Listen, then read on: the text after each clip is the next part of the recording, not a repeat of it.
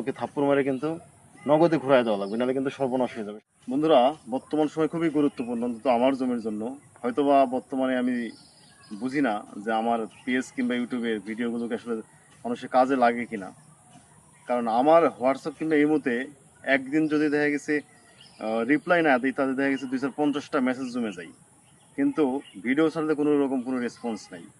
তো তারপরও ভিডিও ছাড়তেই হবে, কেননা অনেকেই আপনারা এই জিনিসগুলো দেখে উপকারে আসে আমি মনে করি। তো বর্তমান সময়ে যে কাজটা, সেটা হচ্ছে এই দেখুন লত।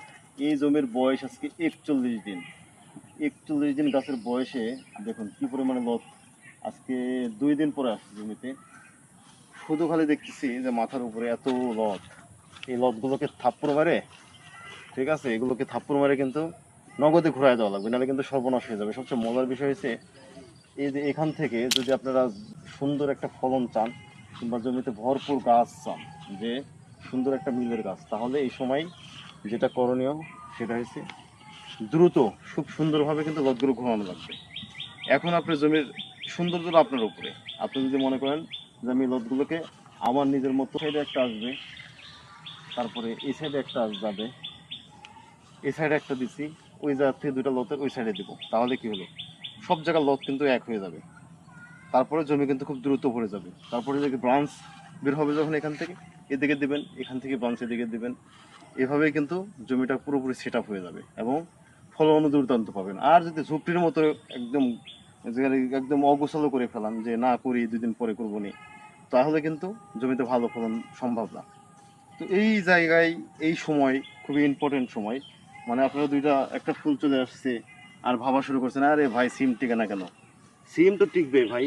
এই যে এগুলো সিমের কোনো দরকারই নাই ফুলের, হ্যাঁ, এগুলো সিম টিকানোর দরকার নাই। গাছের বয়স আজকে 41 দিন, আরও 20 দিন যাবে, তাহলে 61 দিন।